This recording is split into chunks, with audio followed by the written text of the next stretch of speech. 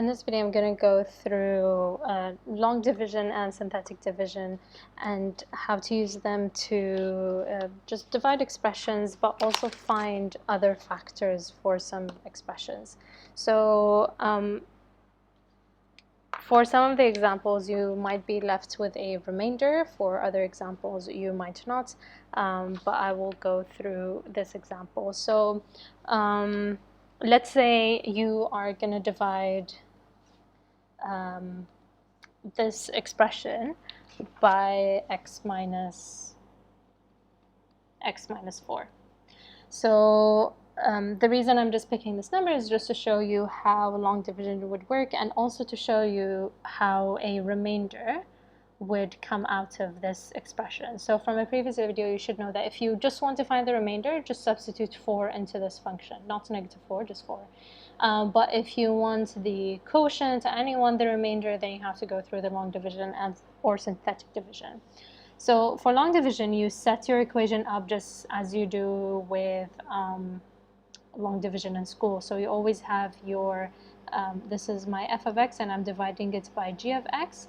So in a long division, your dividend goes here and your divisor goes in here. So x minus 4 will go here, and then I have my expression f of x here. Now, long division works the same as normal division, but you're dealing with expressions, and you're not just multiplying these two together, you're multiplying it with the whole expression here, so not just one number. And your goal every single time is to get rid of the first number that you're left with here. So whatever first number, leading number term you have, you want to get rid of it. So you try your best to play around with values so that you end up canceling this number. So it's going to make sense now. So I want to cancel 2x squared. I have an x here, so this is going to help me. So in order to get to 2x, sorry, I have a 2x cubed. In order to get to 2x cubed, I have to multiply this x, just ignore this -4, I have to multiply this x by a 2x squared. So notice how if I multiply 2x squared by x, I'm going to get 2x cubed. So I got the same expression. Your goal is to get the same expression. And then don't forget to multiply by this term. So 2x squared minus 4, and put it wherever it fits with the expression. So if this ends up being with a x to the power of 1, then you have to put it here. If it ends up being a constant, then you have to put it here. So match it with whatever power you have. So 2x squared times -4 is going to give me something with x squared. So I have to put it underneath this x squared. So it's going to be -8 x squared. And then what you're going to do is subtract the two expressions that you have. So subtract them like you usually do. These will cancel out, and that was your goal. So that's why we say always get the same expression here. And then x squared minus -8 squared is going to give you x plus 8 squared, which is 9x squared. And then bring the rest down. And then again, you repeat the same thing. You're like, I want to cancel the 9x squared, so I'm going to multiply, or I'm going to add a 9x. So 9x times the x is going to give me 9x squared, which is what I wanted. And then the 9x times -4 is going to give me a -36x. And the whole thing subtracted, this will cancel out, and then I'll have a -13. Be careful, it's a minus 36, so I'm going to end up with a 23x plus 6. And then to cancel out the 23x, I'll just add 23. So 23 times x is going to give me 23x, and then 23 times -4 is going to give me a -92. And again, subtracting the two terms, I'm going to get 6 minus a -92. So that's going to give me a 98.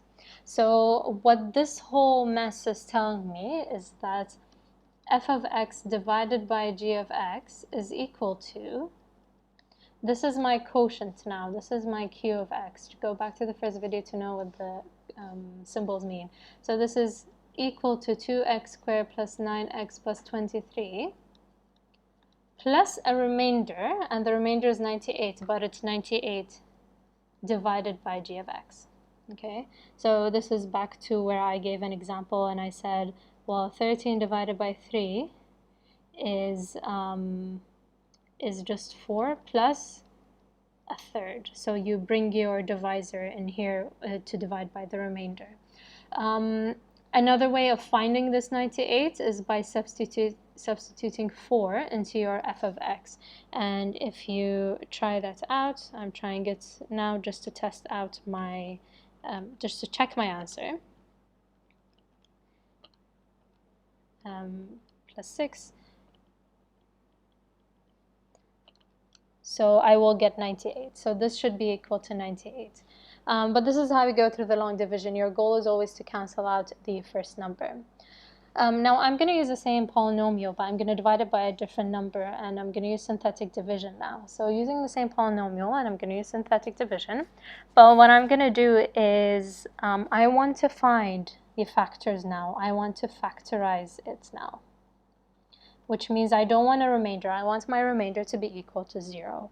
So how do we do it? Sometimes they already give you a starting point. They tell you what to divide it by, but sometimes they don't. So, so in order to get a starting point, the goal is to look at the last term. This is how you can determine what factors to divide by. So it's a bit useless to try out many numbers. So let's shorten the numbers we could try, and let's focus on the plus 6. So all you want to look at is the factors of a positive 6.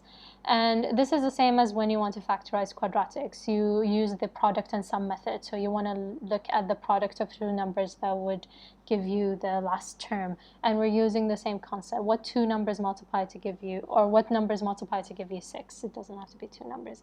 So the options are plus minus 1, plus minus 2, plus minus 3, and plus minus 6. So yes, it's a lot of options, but at least we've reduced to a few. Now, you can try a few numbers out. I've already done the work for you, and you will notice that f of 2 is going to give you an answer of 0. So this is where we're using the factor theorem. Because f of 2 is equal to 0, it means that x minus 2, remember you reverse the sign, is a factor. Okay, so great. X minus 2 is a factor, but I want to factorize it fully. I want the full factorization. This is x cubed. It means I should get 3 factors. Just like when you have x squared, you'll end up with 2 factors. X cubed, you'll end up with 3 factors at most, and so on. So x minus 2 is a factor, but what about the others? Now you can use long division to know what you're going to get here as a quadratic and then factorize it, but I'm going to use synthetic division. Now what is synthetic division? What you're going to do with synthetic division is use the coefficients. And what's basically useful with synthetic division is that it's very algorithmic. It means that you're just going to follow a procedure every single time. It seems odd in the beginning, but it's actually easy and nice to do, and it's quite satisfying to do because it gives you an easy result. So there's not much thinking to go through. It's just simple arithmetic. So what you're going to do is you're going to take the coefficients of your numbers. So 2, 1, negative 13, and 6. And these decrease in power. So you start with x cubed, x squared, x, and then x to the power of 0. So these are your x powers. If there is no term, so let's say this didn't exist, then you're going to put 0 instead of the x squared position because it would have a coefficient of 0. So this is just something to note. And then you follow the same procedure. So this is a process we do, that if a term is missing, then we just write 0 instead. So this is your expression, and what we want to divide by is the x minus 2. But we're not going to take the minus 2, we're going to take the 2 here. So it's 2. And basically what we're doing is actually long division, but it's masked in a different way. The first process you're going to do is drop your first term down. So you're going to bring down the 2 here. And then what you're going to do is multiply. So whatever numbers you get here, you're always going to multiply by your divisor. So you're going to go 2 times 2, so that's equal to 4.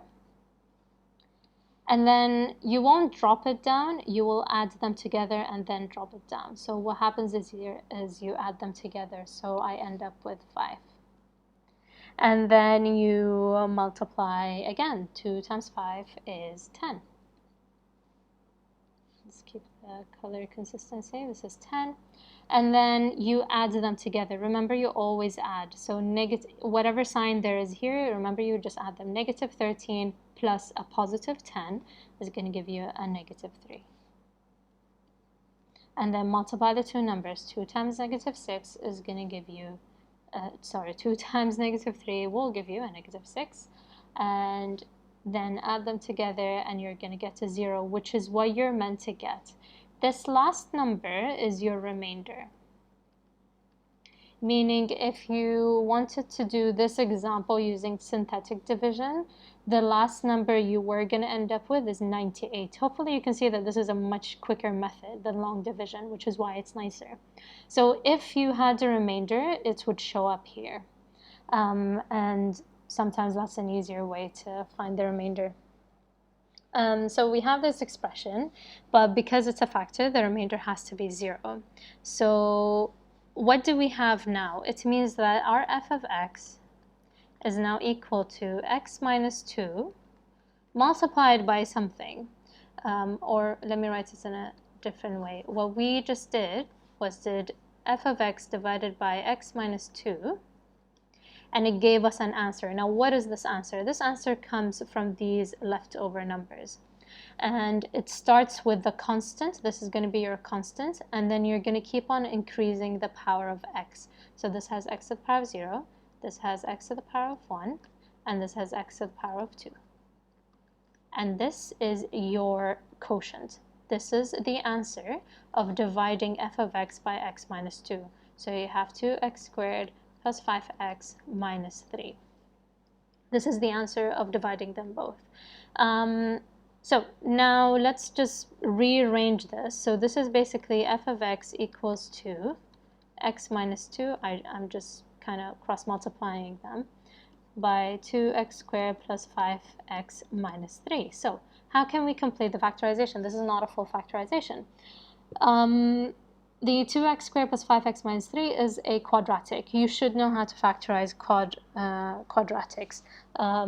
There is a video on it if you want to.